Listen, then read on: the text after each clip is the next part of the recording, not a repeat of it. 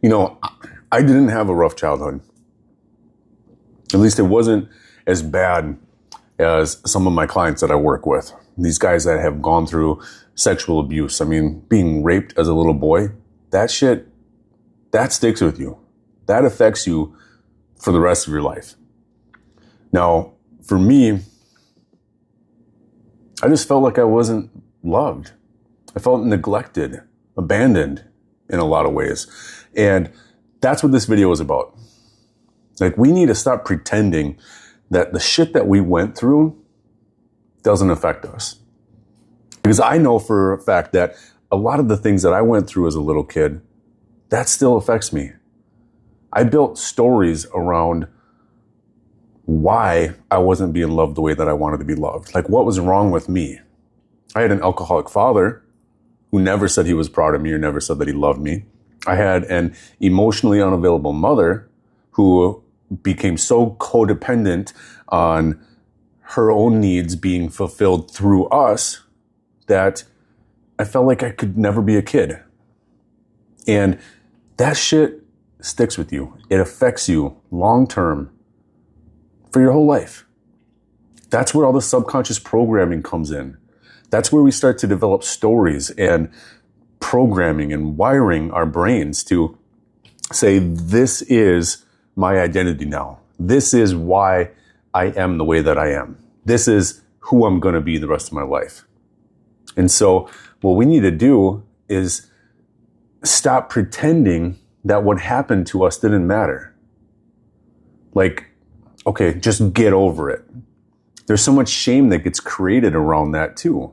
And that shame just compounds and it doesn't make it any better. And so no, we don't just get over it. We just don't get over the fact that we grew up in a household where we didn't feel loved, or a household where we were abused, or a household where things just didn't go the way that we wanted them to as kids. So no, don't just get over it. Just because we didn't end up addicted, in jail, or dead, it doesn't mean we're fine. Like, deep down, we know we're not fine. And you've been telling yourself you're okay for so long that you've almost convinced yourself. But like I said, those stories, the shit leaks out. And it leaks out in the ways where we shut down during conflict. Like in the way that our tone cuts our partners like a knife. In the way that our kids flinch, like maybe a little bit, barely flinch, but they still flinch. You still notice. It's in the way silence makes your skin crawl. You might have survived whatever it was that you went through, but you didn't walk away untouched or unfazed by it. You never really healed from whatever it was. You buried it, something deep down in your psyche. And you've built now an entire life on top of that buried pain, hoping that no one would notice the cracks in your foundation. But you know, the truth is, you can't avoid it forever. What you refuse to feel is now, it's controlling you. Otherwise, you wouldn't be watching this video. Maybe you have an anger, some distance that you always create, or your inability to connect, your constant overwhelm. That's not just a personality trait, that's trauma.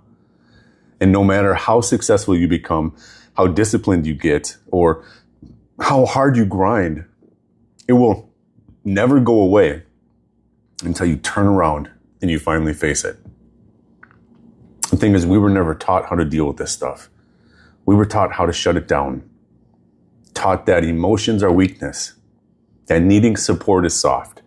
I'm 38 and I still have a hard time asking for help. You know, expressing yourself, it feels like a liability. And so we just armor up. We learned how to fix, not feel. How to perform, not process. To stay 2 steps ahead of the pain, hoping that if you built enough or earned enough, you lifted enough, you dominated enough, it would finally go quiet. But has it? You're still haunted, right? Still triggered, still waking up with anxiety that you can't explain. or being agitated and just snapping over things that don't make sense. And then the shame hits, right? The voice that says, what's wrong with me? Why? Why am I this way? I tell you, man, there's nothing wrong with you. Okay? I know it feels like it, but you're not broken. There's a part of you that's unhealed, though. And healing starts the moment you start pretending that your past didn't shape you. So let's walk through this together. I'm going to give you guys 5 steps, 5 powerful shifts that hopefully will shed a little bit of light on how to move from that survival mode into grounded, enlightened leadership. Not performance, not perfection, but presence, power, peace. And guys, this is not some life hack, okay? This is real work. Number 1, stop lying to yourself. You can't change what you keep denying. If your wife doesn't feel emotionally safe around you, if your kids are walking on eggshells around you, if you're using porn, alcohol, weed, or your work schedule to outrun your own mind, then that means something. Okay? You gotta stop lying to yourself. That's not just stress. That's your system breaking down. And you can't fix your pain if you don't take ownership of your pain. So name the pain. Get brutally honest about what's not working and say it out loud. I feel angry all the time and I don't know why. I don't feel connected to anyone. I don't feel safe in my own skin. I wake up with this constant dread all the time. I don't know what I'm doing with my life anymore. You guys, that's the doorway to healing. It's not through affirmations or grit or discipline, although those things are important, but none of them are going to stick if you don't have that honesty. That honesty is the beginning of transformation. Step number 2, make peace with your past. Whether you were abandoned, abused, shamed, or ignored, or just emotionally starved, you had to learn how to adapt. There had to have been a part of you that said, I don't like the way this feels. And so you created some sort of way to justify it. Maybe you shut down to stay safe. You learned to get attention by performing or by humor. Or you learned to disappear to avoid being hurt. Just make yourself invisible. Or you can do what I did. Shave your head. Act like a badass. Go completely silent and stoic. Make people fear you so they can't get close enough to hurt you. Either way, your nervous system made a decision that shaped your entire identity. Feeling is dangerous. And that belief is still running your life. It's not enough to say, I had a rough childhood. You have to understand how it shaped your patterns. You have to revisit the places where you learned to stop trusting people. And then you have to learn how to lead yourself differently. Not by blaming, not by wallowing, but by leading. And that's where the real power comes from. Not pretending it didn't happen, but showing the younger version of you, hey, I've got you now. We are in this together. We're not stuck anymore. Step number 3, build your emotional capacity. No one taught you how to feel. They taught you how to suppress. That pushing through was the way to go. Bury it and keep moving. You're not a machine. And that buried emotion never disappears. It gets louder. The outbursts, the panic, the numbness, the shutdowns, that's the language of unprocessed pain. If you want to lead your family, if you want to build a powerful life and stay sane while doing it, then you have to learn how to feel without falling apart. That starts by slowly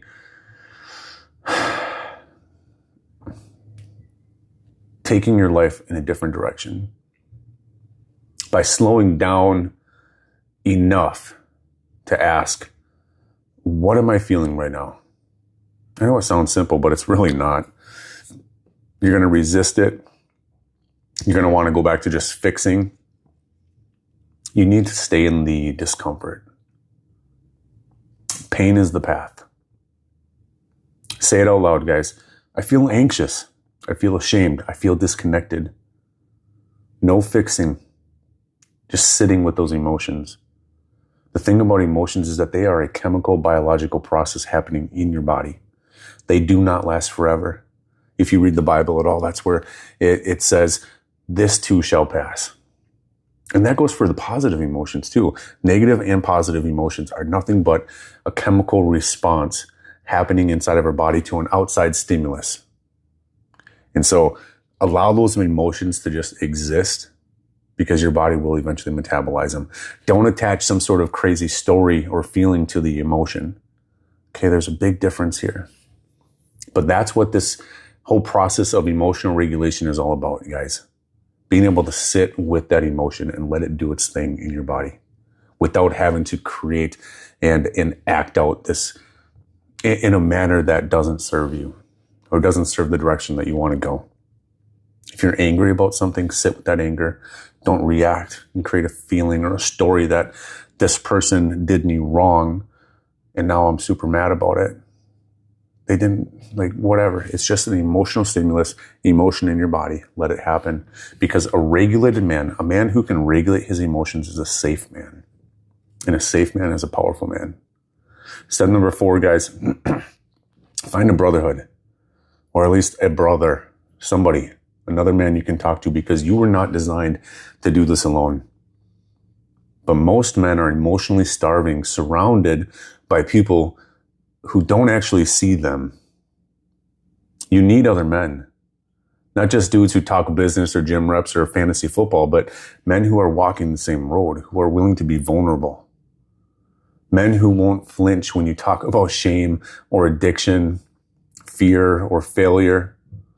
Men who have sat in the mud and know how to hold space instead of offering cheap advice. Because without that, you're always going to be stuck in isolation. And isolation is a breeding ground for destruction. So here's what I'll say. If you don't have those types of men in your life, that's okay. Most men don't. I didn't for a long time. And that's why I created space for them.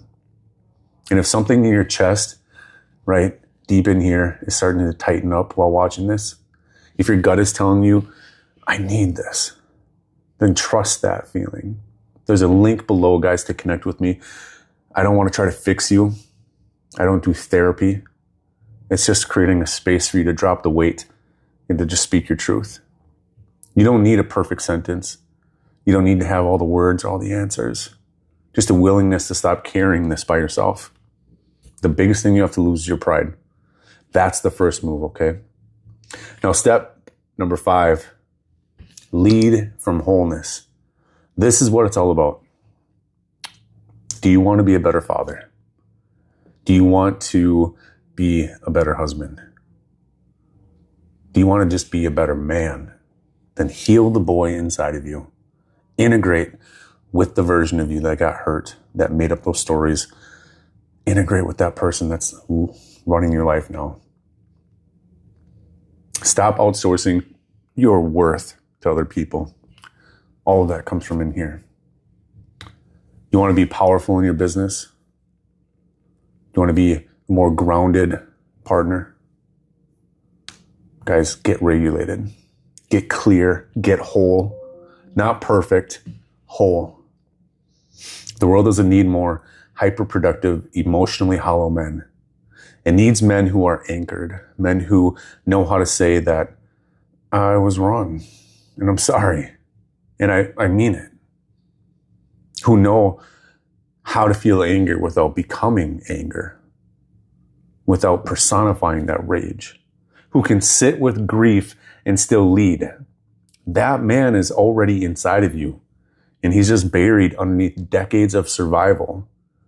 This work that we're doing here is about digging him out, piece by piece, pattern by pattern, breath by breath.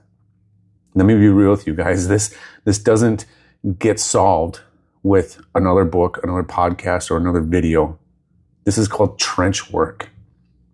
And you can either do it alone and keep suffering in silence, or you can take one step forward and do it differently this time. And I take it, if you're still here watching this video, it's because something that I'm saying is speaking to you.